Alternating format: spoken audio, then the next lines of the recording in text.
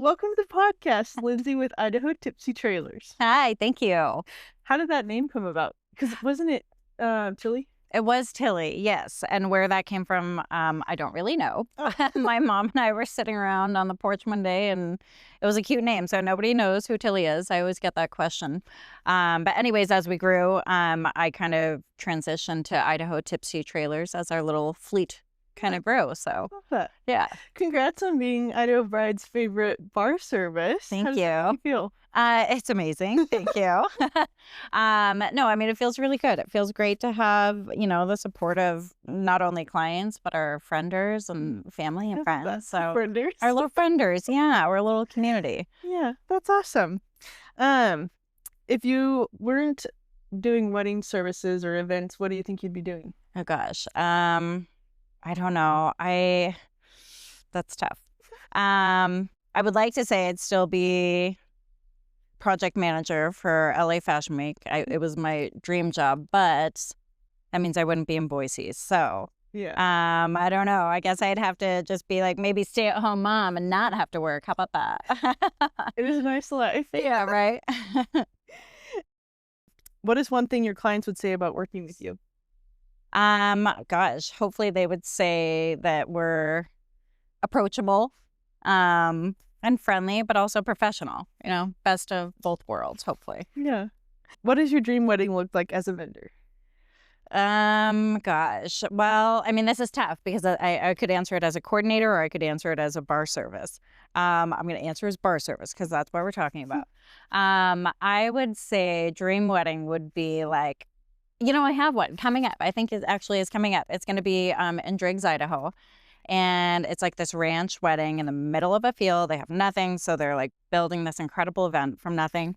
But they're doing like all craft cocktails. And they have like a staff of 10 that they want. And they've got like beautiful glassware and like shelves. And they're going to have 3 different bar stations. So I'm just going to be this like extravagant thing. So I'm pretty excited. So I think, yeah. What's your favorite cocktail to make? Oh, gosh. I mean, there's plenty that I like to make. But when you're behind the bar and you have 200 people waiting, like literally after a ceremony, because a lot of brides don't want to do drinks before. So you've got like 200 people waiting. So I really don't like to make any of them at that point. I want something fast and quick, but delicious. But no, I mean, if I have the time, I mean a good traditional, well-made, crafted old-fashioned for a wedding. I don't think I've ever had an old fashioned. Nah, you gotta like bourbon or whiskey to, be able to enjoy it. So, I mean, it's a acquired taste. If not, I would say like a bee's knees or like a French 75 is really nice. Your favorite drink for like a spring wedding? Spring wedding. Probably like an Aperol spritz or something light that is gonna keep people, in line. Yeah. Not get too crazy.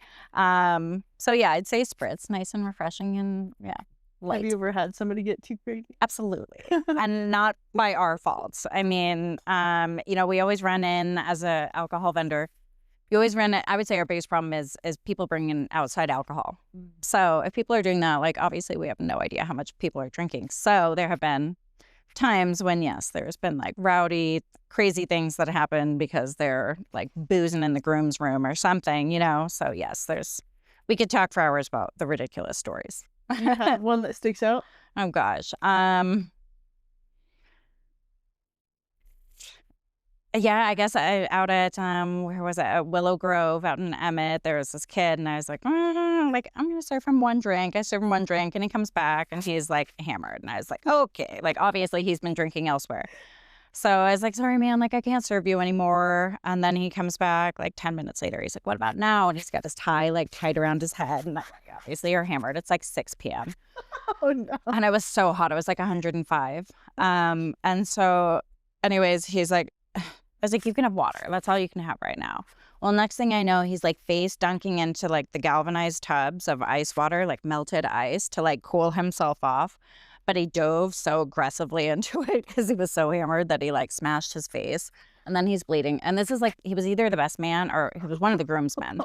But so then he's got like blood all over his shirt. And it was just like this whole spectacle. And so, yeah, stuff like that, always. entertaining things like that happening. Like, what do you even do at that point? Like, luckily it's after the ceremony, but I mean, hopefully it was at least after pictures. Well, I mean, I felt very validated, obviously. I was like, well, I was right to cut him off.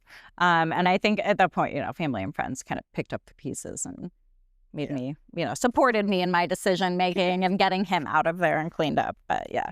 Have you ever had people that are like, why don't you just give him alcohol? Absolutely. All the time. Geez.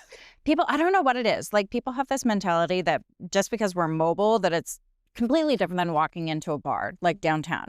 If you go downtown and you don't have your ID, you're not allowed in. You don't get service. But for us, if you don't have your ID, it's like, what, really? Like, we're at a wedding. Or if we're in the middle of nowhere, like in a field, or at like Longhorn Guest Ranch, like up in, Cascade. Obviously, like, I hate IDing people in the middle of a field, but yes, like, people get upset. So I don't know where there's like this gap in between, like the mobile part of it and brick and mortar bars, but people seem to think that we have more leeway, which is absolutely not the case. Yeah. So that is interesting. Yeah. Do you have any go-to traditions or rituals that you follow before each wedding? Gosh, I read that question beforehand. I cheated on that. And I was like, I got nothing. I mean, I just like, at least for like bar setup, no, I mean, I just turn on some jams and just kind of get ready and zen and before the crazy. Do you have any like specific songs that you like to listen to, like hype songs? Gosh, I mean, my hype songs are so lame. They're like, I don't know, like Zach Bryan and, like moody, weird country, like offbeat country. Yeah. Zach Bryan. But it really goes with my vibe of my brand too, which is perfect. So, it works. That's awesome. So I know that you do coordinating and bartending. How did that combination come about? So coordinating came first. So I started Idaho Concierge started in 2017 and then officially like in 2018. And I guess, so my concierge company is more geared towards like personal errand running and corporate housing inspections and walkthroughs and cable waits and basically like doing things that people don't want to do to save them time. Well, so that people had a hard time grasping the idea of that as a business. And I mean, I networked like crazy. I was an ambassador for the Boise Metro Chamber. I was part of like Boise Young Professionals. I mean, I networked like crazy and business just like didn't really pick up. So my brother was like, well, why don't you just try, you have a background in event planning with LA Fashion Week. He's like, why don't you do that and do weddings here? I was like, oh, okay, well, fine. So then I fell into like starting to do day of coordination. I started at the bottom and was charging like $500 for like 12 hours of like crazy work. And I have like good work ethic. So good for those people that got me in the first, like year or two of work. So anyways, I started there and then, I just, like I said, I was drinking wine one day with my mom and we saw an idea, kind of like the horse trailer bar conversion. And my mom and I were like, oh, that'd be fun. Mm-hmm. Let's do it. And so we did. And then what turned from like a side hustle fun idea has like now taken over my life. So how many trailers do you guys have? So we have Dixie. Well, it started with Tilly. So we have Tilly, the Tipsy Trailer. We have Dixie, the Tipsy Trailer. And then we have Bev, the beverage cart. So she's like a 125-year-old beverage cart that I restored. I like to say that she got like a Joan Rivers facelift and now she likes to party because she's old AF. And then we've got our satellite bar, Stanley, the satellite bar. And then Is he in Stanley? No, but he does go to Stanley. And then we have Benny the Barrel Bar, which is like a wine bar setup. And yeah, always looking to kind of build our fleet. I'm like looking at trailers right now. There was one in New York and I was like, oh, I should go to New York and just like drive this home and buy it. It's like, control yourself. I don't need any more. Like I'm so busy already. So. But it's fun. Yeah. Yeah. How do you come up with the names? I have no idea. You just see it. Wine. I don't know. That's fair. How do you approach weddings differently than other vendors who provide the same service? I mean, I would say honestly, like when it comes to the mobile bar community, like we're pretty tight knit. Like we are more collaborative, like over competitive. So I mean, in all honesty, we kind of all provide the same things. It's just, what level they're provided at. So I would say that's kind of what sets us apart. is a level of service that they're going to get with us. We're not just going to like sit behind the bar and like hang out while there's, you know, like dirty glassware all over. You know, we're going to do like bussing the tables, and we're going to go above and beyond. Like me personally, especially with my coordination background, like I have a very hard time just like sitting at a wedding behind the bar, like especially when I, you know, I've got nothing to do, I'm set up, I'm ready, and like they don't have a coordinator and shit's just going south, and I'm like, I gotta jump in. So like I cannot help myself, and so sometimes I do that, and I'm guilty of. But I think, you know, hopefully for the few people that I've done that for, they appreciate it. Yeah. I mean, I feel like that would be helpful to have, especially if you don't have a coordinator. Well, when they're like going to do like their, you know, the processional, and they're like, I don't know when to walk, and it's like, oh my God, guys, line up, shh, quiet. They're like, this is the bartender. Like, what is she doing? And then I execute it perfectly, and they're like, oh, thank God. They got somebody helped. Yeah. What is your favorite part of a wedding day? I think my favorite part of my wedding, or a wedding day, not mine, would be, I'd say probably at like 8 or 9 o'clock, when people are getting a little rowdy, and like grandma and grandpa are still there, and like the aunts and uncles are there, and you know, things start to get weird, and they start playing inappropriate music, you know, like windows to the walls, and you know, like Dirty Dancing comes out, and I think that's my favorite part. And just seeing like the reactions of family that has like stuck around. They're like, oh shit, it's time to go. I should have left hours ago. Yeah. I've always thought that is a funny dynamic, because like the grandparents want to stay and hang out, but like people want to party. They're like, they have this image in their mind of who this beautiful bride is supposed to be, and she's like so elegant and eloquent and, you know, like so well put together. But then at like 9 o'clock, she's like twerking, you know, and like her high tops. So it's I think that's my favorite time. That is pretty good. It's like the whole like the details shot, like the typical detail shot, and the after. Yes, love those. Absolutely. Yeah. I don't know why, but that is the correlation I made. What is your least favorite part of a wedding day? Cleanup, packing up, for sure. I think every vendor would probably have the same answer. Yeah. Not only that it's over and it's ended, you know, and that's sad, but yeah, the cleanup's the worst, for sure. What is a common misconception couples have about bar service? I know we kind of talked about the ID, but is there any others? Yeah, I would say that they can't afford it. I think a lot of clients are like, you know, they look at what we have and the level of service that we do and we can provide, and they think, oh, you know, like that's not in our budget, but really it is. If people opt for a cash bar, like all that they're paying is that setup fee. And again, like with most of the other mobile bars, we're all set at pretty much the same pricing. So basically they're paying $500 for us to show up, and you know, of course we have a minimum as well, but yeah, I would say that's the most common misconception, is that they can't afford us. And they can. I mean, you can have an amazing bar service, or, you know, like if you're at private property and it's a private event, like do whatever you want, you know? And I'm honest with people about that too. You know, like I would love to like come and of course, you know, like make money at your wedding. But if you're on private property and private event and you can like get away with doing your own thing, like save that money. Yeah. And also I tell people, like, do a cash bar. If you're so tight on your budget, just do a cash bar. Because like me as a wedding guest, if I go like and I get a couple free drinks, like I'm very appreciative. I'm stoked about it. But that couple could also opt for that cash bar and then like literally take a trip of a lifetime with a $5,000 bar tab that they didn't spend, you know? That's true. So you can go both ways. I mean, you can spend all his money or you can spend, you know, like such minimal money, but either way you get this great experience. So yeah. So kind of going off of that, if a couple's on the fence about hiring a bar service, is that your advice, is to just do a cash bar? Or... Yeah. And I mean, as a business owner, like, of course, like our profits are higher on a hosted bar. People are going to, you know, enjoy more and indulge. But, you know, with a cash bar, yeah, I mean, there are so many ways, you know, there's so many things that you can do to save money on a wedding. And we're one of them. You still get the same level of service. It's just who's paying the bill at the end of the night, you know? That's true. Yeah. And do you feel like when it's a cash bar, people kind of like maintain themselves a little bit better? Absolutely. Yes. So the liability side of things and, you know, like that, like responsible side of, you know, things, it's, yeah, we're also all about a cash bar. So we're happy either way to be there, but a cash bar. Yeah. That's good. What's the most rewarding part of your job when it comes to working with couples on their big day? I think that I hate to say this, especially following, I think you just did DJ Jesse D. Yeah. We're the favorite vendor. Normally bar is. No, I'm just kidding. No, I would say we do. Like, people are always happy to see us. Like, like we're never, your coordinator's dealing with stress and all of that. And, your DJ as well. So it's like, we're just there to like have a good time and like, be an unpaid, in a way, unpaid psychiatrist and just hang out with your wedding guests. Do you have a lot of people vent to you?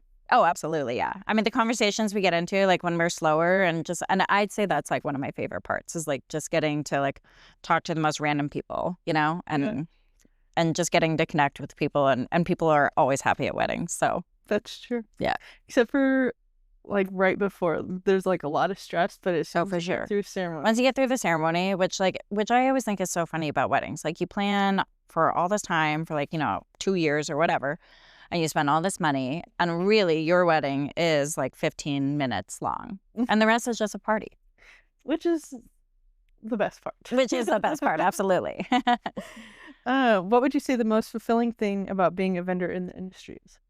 I just think being able to be a part of people's special day, it's one of at least weddings, or the most important day of their lives. So to be there as like some random person, like just hanging, like being a wedding crasher, like we're there crashing, we're hanging, and to like have the privilege to just be a part of that and see so many people so happy. I think that's the best part.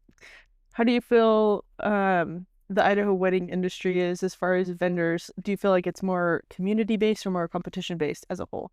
I think it depends on what category you're talking about. If you were a photographer, I mean, like, oh my God, it's so oversaturated. And I think it depends on what category you're talking about. For me, in my category right now, we're collaborative. Yeah. For the most part, of course, we're all looking out for ourselves, but at the same time, like, I mean, I refer my girls at Boise Bartender and Swiggy all the time, and then there's new vendors that are popping up that, I mean, if you do it right and you do a great job, like, I'm happy to collaborate and send you business if I'm booked or, vice versa. So, yeah. There's plenty of work to go around tonight. Absolutely. And that's what, I mean, in Idaho, are you kidding? Like when it comes to weddings, and I don't know, like if I just got into it at the right time or if like this has always been happening. But like, I just feel like in the last like 5 years, like weddings have just blown up in Idaho. Mm-hmm. So yeah, I guess it depends on the category. So well, and I don't know if you've noticed this, but I was talking with another vendor, and they said that they've actually gotten a lot of like out of state people come in just for a wedding in Idaho. Like, oh, absolutely. Oh, I would say like probably half our weddings are maybe like 40% of our weddings are probly, or at least like part of their guest list is California. Sorry, I mean whatever. It's a reality. Yeah. And you know what? They're really nice people, most of them. So, who cares? Yeah. But yeah, I mean, I would say it's a good portion of our clients that are, or their families that are coming in from out of town. Mm-hmm. It's crazy. Mm-hmm. Can you describe the best wow moment you've experienced with a couple on their big day? Best wow moment. I think probably a wedding up in Driggs. And I brought Tilly up, and it was this woman. I had done her, I think it was like her daughter or her niece's wedding or something, but she called me and she's like, hey, you did my niece's wedding. You were amazing. We want you to come out. I'm like, oh my God, Driggs.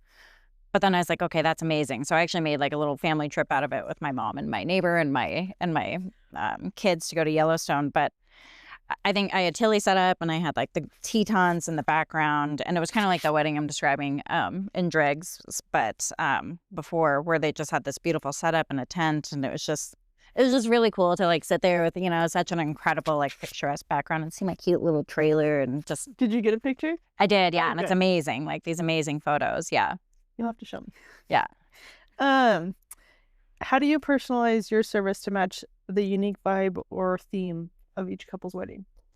I mean, I think we just kind of get to know them. We're like super open book with our clients. I mean, I don't know, like when you call me, if I've got my kids in the background, I'm like, hey, like I've got my littles with me, I'm hanging, like I'm real with my clients. I still maintain that professionalism, but also at the same time, like just super friendly. We're working adults. Yeah. Kids. Like, we're all real. Like, we're all like, and that's the great part. And I love seeing that. Like, and honestly, like, I'll bring my little girl, Charlie, with me. She loves to come with me. Obviously, I don't let her crash the weddings. But, you know, like when I do like community events or something like that, like I let her come with me and stuff. So, yeah. I think it's definitely good to see, because I feel like there are a lot more working moms in the industry. So I feel like it's really like refreshing to see like kids being involved, because I'm like a very big believer that they won't know how to act in that situation or in any situation with adults if they're not exposed to it. oh, absolutely. Yeah. I'm all about like the moms with the kids at the trade shows or like whatever, you know, like whatever you have to do to like be a working mom and have your business succeed. Like, more power to you. I like it. What's your favorite wedding tradition? Gosh, I mean, so many people are going to hate this answer, but like, I really like the shoe game. Oh, it is fun. I mean, if it's executed correctly, it can be excruciating if it is not done correctly. It can be awful. It can be like, you know, like one of the worst parts of the night and awkward and, you know, like, but if it's done correctly, I think that it's pretty entertaining. It is. Yeah. What would you say would make it successful versus not? The right DJ, for sure. 100%. Yeah. I mean, that's it. Yeah. And you can't just have like, oh, you know, like the worst from a coordinator's perspective is like, oh, you know, my cousin's just going to DJ my wedding. I'm like, oh my God, good luck with that. Yeah. You know, like you're going to get, you know what you're going to get. So yeah, I think your DJ definitely controls that and sets the vibe for it. And we have a whole podcast episode last week on that whole experience with the DJs. So shout out there. Yeah. Well, I mean, and it's funny, like when I do coordination, I ask, that's my first question. Like, I don't care I do care what your venue is, you know, but my first question is, who is your DJ? Because that is, besides when speaking as a coordinator, besides your coordinator, who the most important vendor is besides that, above your food, above your bar, above whoever else, is your DJ. I mean, that's just your top 3 or 4 vendors in order. Oh man, I would say coordinator, DJ, venue, bar. I'll put me down number 4. I mean, yes, photographer, but I mean, if you're going for more experiential and being in that moment, then that's what I would say. Yeah. If not, then yeah, I'd kick myself as a bar down to number 5 and insert photographer to number 4. I just think it's funny because everybody I've asked so far, it's been top 3 in whatever order: venue, photographer, and planner. Yeah. And without a doubt, but I mean, I think DJ is so important. Like, it is. Yeah. Yeah, I agree. Do you have a favorite moment that stands out? Hold on, I worded this weird.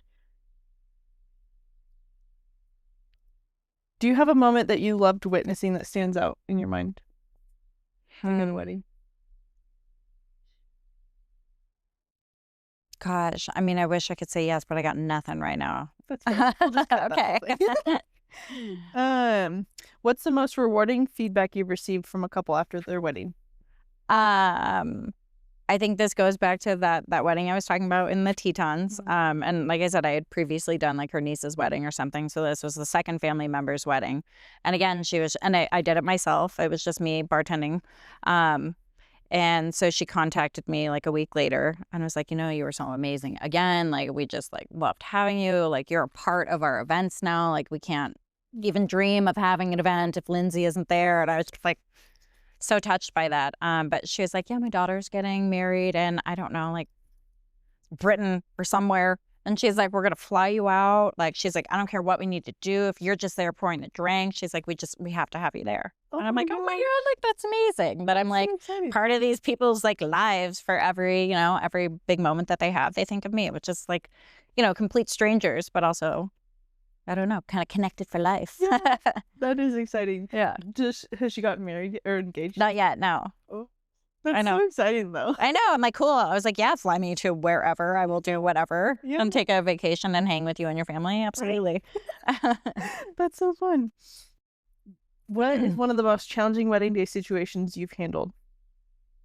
I think it's like always the same thing, probably. Well, 2 things, you know, the IDing people thing. If people don't have their ID, it's like, and I mean, it's the worst when it's like the maid of honor or like the best man. And like, I'm sorry, like, but it's literally, it's our liability on the line. Like, it is my liability. It's my brick and mortar's liability. Like, I mean, we cannot mess around when it comes to that stuff. So I would say IDing people and over-serving people, like having to cut people off.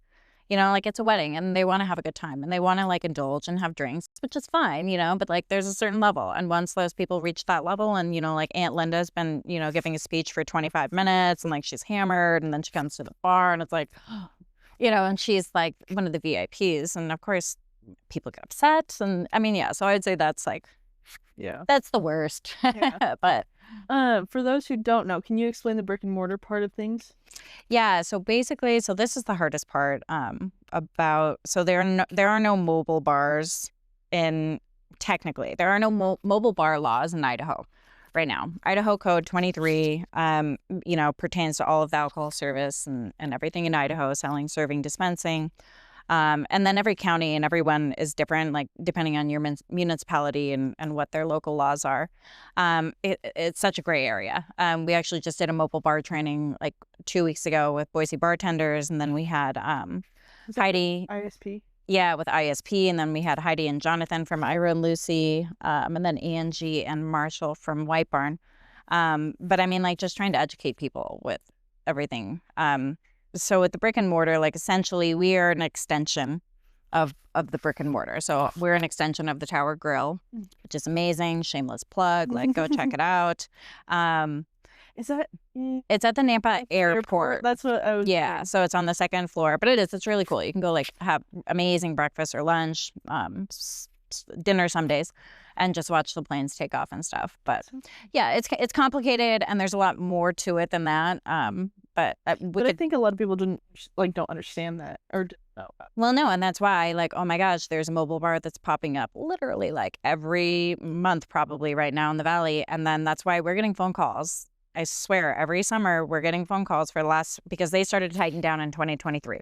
So in 23 and 24, we started getting phone calls like 2 weeks before people's weddings that are like, our certified bartender couldn't get their permit. Well, because they don't have a license, because there is no such thing as a licensed bartender. So people are calling us scrambling, like, we're going to have a dry wedding unless you can get a permit in time. And so it's become, if people are like, you know, if I've been having a conversation with a client and they're like, hey, we decided to go a different route. I'm like, that's amazing. That's great. You know, like, you find the vendor that fits you. There's plenty of business to go around. We said that, you know, it's like, you find who fits you. And if our personality or whatever doesn't fit, move along. But I'm always like, be careful with who you go with, because you could end up having 0 alcohol at your wedding if you choose a licensed bar that doesn't actually have a license, you know, and then they're serving illegally. And then there's huge liability on the line, not only for you, but your venue. And, like, ugh, I mean, it's messy. Yeah. So for couples looking for a mobile bar service, what is the thing that they need to make sure that service has? Like what's the version? So it depends. So, I mean, if you're at a venue, a place of commerce, then you have to have a licensed bar service come in. So it has to be somebody that either has a license through their brick and mortar or, like us, is an extension of the brick and mortar. I would say just basically do your homework and find, you know, make sure that person is actually licensed. Okay. So. Okay. Yeah. That's good to know. What would you say, getting on a more positive note, not that was negative, but what's a trend in bartending that you're living right now? Our world. I think I think this goes to like everything about weddings right now. I think everything, and like life in general, I think everything is just becoming like so experiential with people to like have like immersive kind of things at your wedding, whether it's the audiobook, you know, where people are leaving, you know, rather than a guest book, or, you know, like the 360 photo booths or whatever, or like the weird drink walls where the hands are like popping out, you know, or they're like, I saw that. I don't know if I love them or if I hate them. I mean, I don't know. But I think like just like the experience for people, I think is going to be huge in 25. Yeah. And I like just exaggerative things too. Me too. Yeah. I've talked about this before, but I am so ready to see the drama. Like, yeah, that's what it is. Everything, not just like, and I have respect for the minimalist thing because like it's aesthetic and I like it, but give me the drama. Absolutely. I'm with you. Absolutely. Is there a trend that you're not loving right now? I mean, so it's a love-hate thing, I think. The cherry red. So I know there's the mocha mousse, for the year, and it's nice and subdued, and I love that. But also, like, there's this cherry red thing that's happening, and I love it so much. But it can be done very wrong also at the same time. It can be very tasteful and fun, but it can also be cheesy. Yeah. So I think it's a love-hate there. Yeah. Do you have any general wedding trends that you're loving? I mean, I think, like you said, like the drama, like I think for 25, like the big drapery and like the exaggerative centerpieces and like I don't know, like the centipede tables and, the more focal points and drama and experience, I think all that. Yeah. What's a small detail that makes a huge difference on the wedding day? A small detail makes a huge difference. Gosh. I mean, if we're talking bar service, I would say garnishes. Like the dehydrated fruit is really big right now, or like the floral garnishes and things like that. Such a small detail, and you could have a really pretty, colorful drink, but then you add that into it. I mean, you get the visual, you get the effervescent, I mean, you get the multi-sensory kind of thing. So yeah, I'm actually really liking that too. I think just how everything is so like detail oriented and thought out. It's my favorite right now. Yep, love it. How do you balance staying organized and being flexible on a wedding day? I mean, I think execution obviously is like the most important, and just like not letting your clients or anybody, whether it's your clients or the guests or whomever, even your other vendors, like unless you really need help, like just don't let them see you like slipping, just if you have problems and you have issues, like keep it controlled and keep it, like under wraps as much as you can, unless you really need help. And that is like going back to like the friender and, vendor community thing is like with vendors, like people are at weddings, we're all just like there to help each other. Like if we have extra time, like, or if I'm struggling and there's an amazing catering company and I know that they're tip certified and I need a hand, like a lively chef, like they're always just like amazing. Like they just want to, it's like basically having like extra employees there. When you have like certain, vendors that are there, like you just know it's going to be like dream team, like you're going to smash it. Like they're going to help you. You're going to collaborate. It's going to be amazing.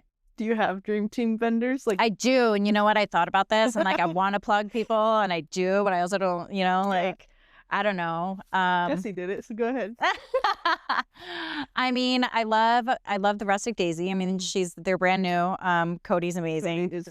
And I mean, it's gonna get better and better and better. It's gonna be kind of like how Mint Barrel, like and Deer Flat, they started, at a certain point and they just like became amazing. And I think Cody's doing the same thing.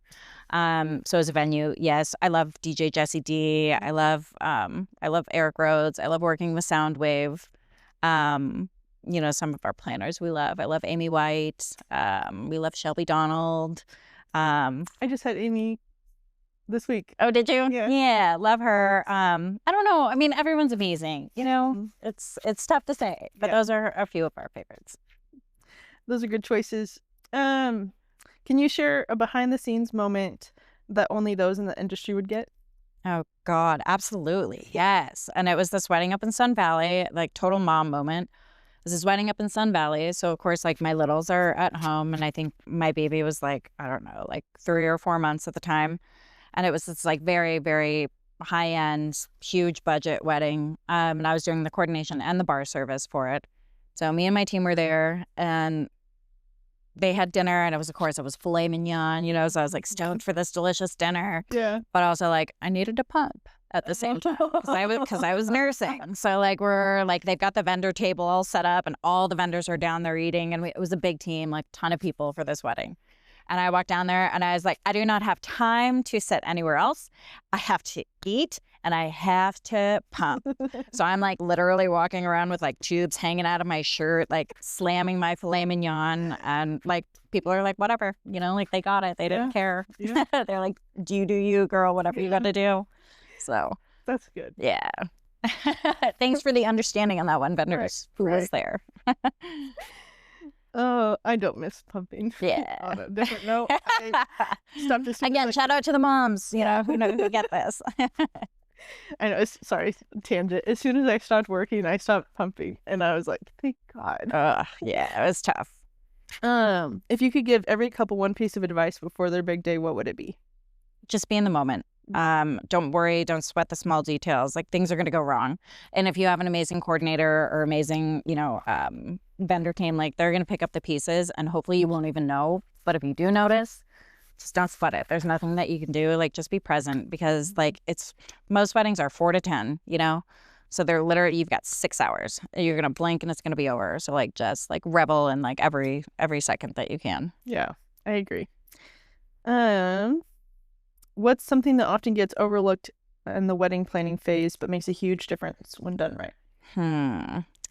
Gosh, I mean, I think like bride and groom like actually eating. You can be like, oh, like this is what time we're gonna do this. Dinner's at this time. Dinner. But when the time actually comes, like nobody ever eats. Like the bride and groom are never eating. Mom's never eating. The important people that are like clutch part of the dream team. From the client side, like people not eating. So like eat your dinner, people. Like that's one thing. Like as a coordinator, we're always like, you have to eat, because it can end. I've had. Well, and then like if you don't pack anything to go at the end of the night, everything's closed. Yep. Anyways, and there's all the. Well, that's one of my favorite wedding trends. Oh my gosh, is like the late night snackies. I'm all about the late night snackies. So I did a wedding out. It was Creekside Affair, and they had ramen, like hot. That's awful, awesome. 25-cent, like disgusting ramen and like all kinds of like Tabasco and stuff. And it like this hot serve. It was amazing. And it was like the perfect thing and like easy on the budget. Yeah. Kept people in line because they were a rowdy crowd. Like they were drinking a lot. So I was like, perfect. I'm all about that like late night snacky. Yeah. That is. And like the Taco Bell and like. Yeah. It's like. Yep. All about it. Pizza. Yeah. Yeah. Because then it makes for the great after shot of the after again, yes, detail shot. How do you stay updated with trends in your industry while still keeping things unique for each couple? I mean, I think there's so many trends that are just I actually like did trend forecasting when I went to Fashion Institute of Design and Merchandise in LA, and trend forecasting was one of my things that I focused on, and even in that part of things, like you can predict, so many trends that are happening, but they're all going to be so different. So again, like back to that cherry red and the mocha mousse, like you're talking about 2 total different trends this year that we're going to see it everywhere. But just like the versatility of the 2 of them is, I don't know, different and fun and like unpredictable. And yeah. The one thing I will say about the cherry, I love the white cakes with the little cherries on it. I didn't like it at first, but I'm like, that is actually. Well, and you can do like, gosh, it was Gabby Sharp and Amy, and we did like this adorable like Hollywood themed shoot out at Hidden Gem, and it was and this was last season, so look at us, we're like trend forecasters setting trends here. But it was like pops of like cherry red with like her lipstick and stuff, and it was kind of like old school glam. But we had pictures of her like in white sunglasses and like a cherry or like a Coke bottle and pizza, and yeah, it was adorable. It was really cute. You'll have to send me those because I'll put in like in the podcast video. I'll put in like what we're talking about. Oh, cool! Like yeah, the Tetons one. Oh, amazing! I'll put that in when we talk about it. Cool. I love that. I just thought about that. So if it doesn't look well, oops. Speaking of trends, how do you see the wedding industry evolving over the next 5 to 10 years? I mean, I think it's just going to continue to be explosive. I think like Boise's growing like crazy, so the industry is just going to grow like crazy. And to clients, I mean, that's amazing for clients, but that's also kind of scary for clients because it's like, holy shit, like I've got, 75 different day of coordinators or, like 35 different bar vendors to pick from. Like, how do I know? Who do I pick from? Yeah. So hopefully this helps. Yeah, exactly. I mean, it's like if you're in this little community, like if you know, and once it's funny, like once you talk to these clients and you're like, oh, who else did you book? Like out of curiosity, who's on your vendor team? And it's like, I love when people are like, this is who I've got. And I'm like, nailed it. That's amazing. You're going to have a great day. Yeah. And to like, as a vendor, to be able to like reassure them that like people are like, God, that's so great to hear. Like that's like a weight off my shoulders, I also think, and I've said it time and time again, not with you, but on the podcast, ask your vendors their recommendations are, because everybody has a list. Absolutely. And it doesn't matter. Like, ask your photographer who they think the best like photo booth is. Like, you know, it is connected, but it's not. Or like ask your photographer who the best bar service is, you know, like totally unconnected, but they're gonna know. Like if they're doing weddings every single weekend, you know, we all see each other and how each other are working, you know. There's some vendors who they're good at what they do, and you're gonna get, you know, what you pay for. And I mean that goes for any service. With the bar service, like I said, we're so collaborative and we're all priced at pretty much the same.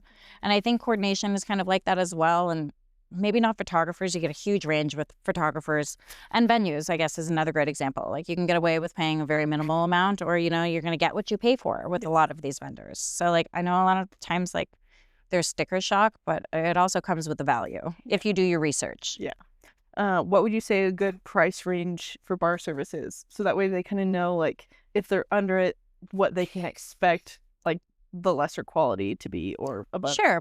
So, I mean, if you're doing that cash bar, like most people are going to charge $500. That's for them to show up. That's going to be for your bartender, your tip certified license, you know, under their brick and mortar licensed bartender, cups, ice, straws, napkins, your permit, your insurance, the liability, everything like that. So that's going to cover your $500 or your $500 setup fee.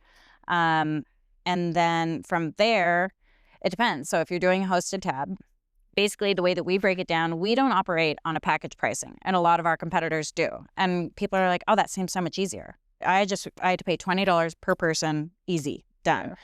And it's like, sure, that sounds great and that sounds easy, but at the same time, like, it's totally unpredictable. In a lot of circumstances, because I tried it, in a lot of circumstances, it ended up working great for me because I was overcharging, basically. Or there are a lot of times where it didn't work out for me and I'm doing a vandal wedding and these people are drinking everything out of my inventory and they should have paid a hell of a lot more than $20 per person. So pricing wise, that kind of varies. But so we operate on a per drink pricing basis. So think about it like if you're doing a hosted tab, you're walking into a bar, you're opening up a tab like you would at any bar downtown. You're giving them your card, you set a limit or we do whatever. There's so many different ways to work it out. But basically, if you have 100 guests, we say you have an average drink price of $8, say 2 to 3 drinks per person, you're looking at around like $1,600 to $2,400. Then you have to add your gratuity on that, and then that setup fee. So most of the time, if you're about a 100-person wedding and you're moderate drinkers, you're looking at around like $3,000. Okay. And but again, then that varies. Like I said, you know, and it's funny, I like have almost tried to like work this in as an example when I ask clients, like, are you guys moderate drinkers, you light, heavy, or are you vandals? Because like literally, like I've done weddings and it's like I'm out of booze and like and I rarely ever run out of alcohol. Yeah. And it literally only happens when it's vandals. And I'm like, why wouldn't you tell me that you guys, that I'm serving 200 vandals? Like I would have, you know, prepped for 600 people rather than, you know, what I did. So it all varies, but the package pricing works for some people, and I think they like just the easy breakdown of the math, but I don't like it. It just doesn't work out. So, but with the package pricing, is it pretty much the same of what to expect as far as cost? It is, yeah. And it break it down, and it breaks down if you're doing beer, wine, and liquor. You know, usually about like $20 a person if you do the house options. Okay. So like you're doing domestic beers, you're doing house wines, and you're doing like basic pours. Okay. Last question. Oh wait, hold on. There's 2 more questions. What's something about bartending or the bar service that surprises most couples when they get into the details? Just the level, what they can get. I mean, most people just think that like you're going to show up and you get beer, wine, and you can have some seltzers, and you've got to have like some coolers out there. And no, I mean, you can have this like beautiful experience. Come to the Crush Collective, which is happening, I think it's March 16th. Do not quote me.